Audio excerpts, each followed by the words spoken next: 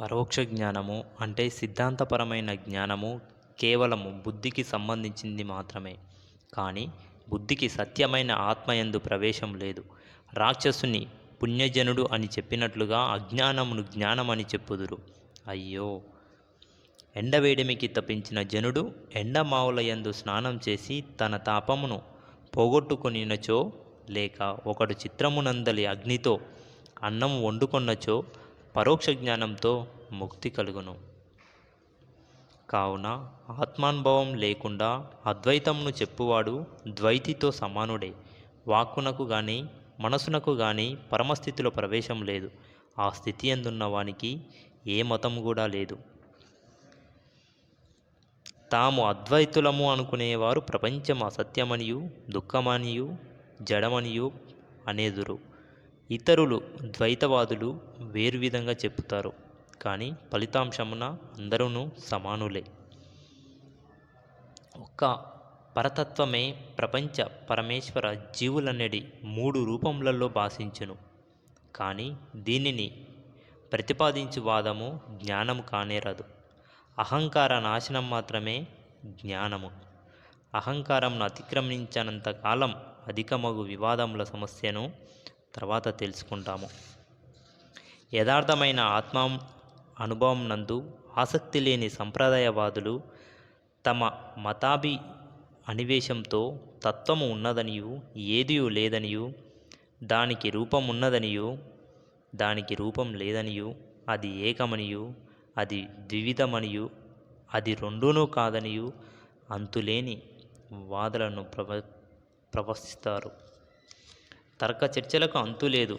ఎట్లనగా తర్కమునకు ఎక్కడా కూడా స్థిరత్వం లేదు.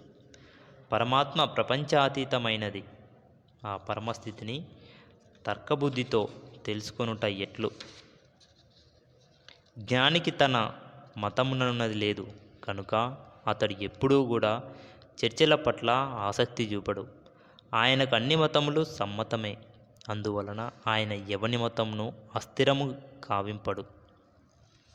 కావున సాధకుడు శాంతచిత్తుడై ఇతర మతములందు ద్వేషము లేకుండా చర్చలను కూడా వదిలివేసి మోక్షం నందు అభిలాషతో తన మతమునందు చెప్పబడిన విధంగా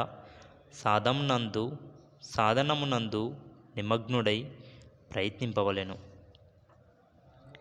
ప్రపంచము సత్యమని చెప్పువారికి ద్వైతము, అసత్యమని చెప్పువారికి అద్వైతము, ఇట్లు రెండు మతములున్నవి.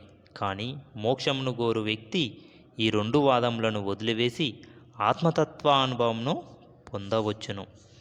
జీవులందరూ దుఃఖం లేని అనంతమైన సుఖమును కోరుకొందురు. ఎట్లనగా సుఖము సమస్త ప్రాణుల స్వభావము. అట్టి సుఖము ఎక్కడ లభించును అని వ్యక్తి విచారింపవలెను.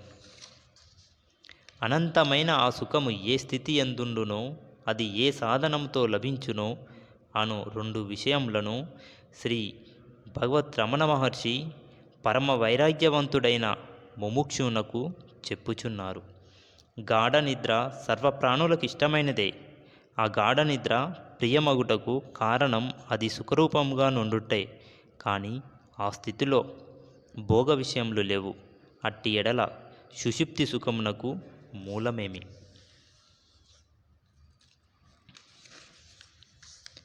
గాఢ నిద్ర తురీయము సమానములే. రెండిటి యందు మనసు గాని ప్రపంచం గాని లేదు. రెండింటి యందు శాశ్వత సత్యమైన ఆత్మ ఉన్నది. ఆ ఆత్మయే సుషుప్తి తురీయముల సుఖమునకు కారణం. సుషుప్తి యందలి సుఖము చంచలము అల్పమైనది. ఎట్లనగా దాని యందు మనసు బీజరూపమున ఉండును.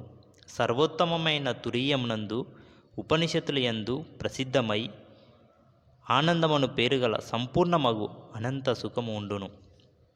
అది ప్రతి ఒక్కరూ గ్రహించవలెను. ఈ ప్రపంచం నందలి సర్వప్రాణులు ఆ పరమానందం నందలి లేశమును పొంది ఆనందించుచున్నవి. ఈ సుఖమూలమే లేనిచో అయ్యో, ప్రపంచం నందు అరక్షణమైనను జీవించువాడెవడు? కావున తురీయం నందు ఆనందరూపమున విరాజిల్లు ఆత్మయే సర్వప్రాణులకు అత్యంత ప్రియమైనది. అందువలన సమస్త జీవులకు తురీయ స్థితియే అత్యంత ప్రియమైనది కానీ మరేదియో ప్రియము కాదు. గమనించవలెను. తురియ స్థితి శాశ్వతానంద నిలయమని జ్ఞానియగు గురువు నుండి తెలుసుకొని ఆ కారణం వలన విరక్తుడై తురియ స్థితిని పొందగోరు సాధకునకు ప్రపంచమును గురించిన విచారంతో ఏమి ప్రయోజనం? ప్రపంచము సత్యమైనను కాకపోయినను ఇక్కడ పొందవలసినది సాధకునకు ఏమి ఉన్నది? తురీయమైన తత్వము అద్వైతమైనను కాకపోయినను ఇతనికి అదే ఇష్టం కానీ ఇతరము ఇష్టం కాదు. పరమమైన ఆత్మస్థితి యందు చక్కగా నెలకొన్న సాధకుడు తత్వము అద్వైతమా కాదా అను విషయమును తెలుసుకొనుటకు సమర్థుడగును. వ్యామోహంతో జాగ్రత్త, స్వప్న, సుషుప్తులనడి 3 అవస్థలలో పరిభ్రమించువాడు ఈ తత్వమును ఎట్లా తెలుసుకొనగలడు?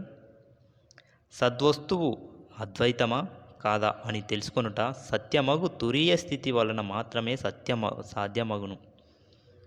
వ్యామోహితుడై అవస్థాత్రయం నందు భ్రమించువాడెవడును తత్వమును ఎరుగజాలడు. గొరిగిన వెంట్రుకల గుంపును పరీక్షించకుండా పారవేయు విధముగా సాధకుడు సారహీనమైన ప్రపంచమును చర్చించకుండా పరిత్యజించుటే యుక్తము. సాధకుడు తుచ్చమైన ప్రపంచమును శీఘ్రముగా పరిత్యజించి మనస్సును లోపలికి తిప్పి లక్ష్య సిద్ధికై ప్రయత్నింపవలెను. ఎట్లా అనగా మనసును లోపలికి తిప్పుట వలననే విచారము అన్వేషణము చేయబడును.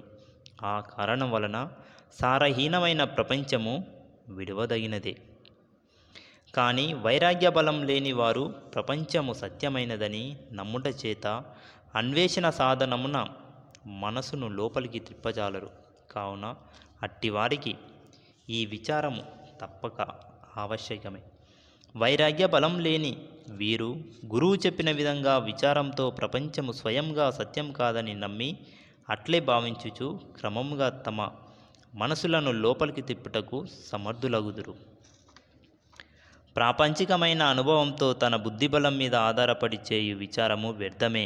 కావున జ్ఞాని అయిన గురువునే ఆశ్రయించి ఆయన చెప్పిన విధంగా ప్రపంచ విచారమును చేయవలెను.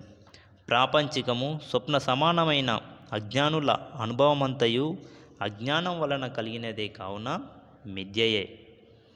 ఈ కారణం వలన ఇది అంతయు సత్య విచార విషయమున ముముక్షునకు ప్రమాణము కాజాలదు. గుర్తించవలెను. తురీయ స్థితిని పొందగోరు సాధకునకు జ్ఞాని అనుభవమే పరమ ప్రమాణము.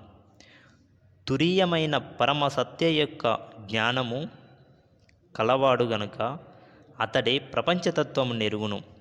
మనం ముందుకు సాగునప్పుడు ఈ విషయం ఇంకా పూర్తిగా తెలుసును. ఆ జ్ఞాని కూడా తన అనుభవమును చెప్పుచు దోషరహితములైన యుక్తులను కూడా చూపును. కానీ శిష్యుడు తెలివిగలవాడైనచో అంతు లేకుండా ప్రశ్నలను వేయరాదు. సాధకుడు ఆప్తవాక్యమును సందేహింపరాదు. సాధకుడు తురీయమునందు నెలకొనంత కాలము సందేహములకు అంతం ఉండదు. సందేహించు అహంకారం నశించుట వలన ఆ తురీయ స్థితి అందే సందేహములు సంపూర్ణంగా నశించును. ఆ పరావరతత్వము అనుభూతమైనప్పుడు హృదయ గ్రంథి వీడును, సమస్త సందేహములు తొలగును. సందేహరహితుడైన వ్యక్తి కర్మలు నశించును. అహంకార విష్టమైన మనసునందే సందేహములు పొడచూపును కానీ అహంకార రహిత స్థితిలో అవి పొడచూపవని ఇక్కడ మనకు భగవాన్ చెప్పినారు.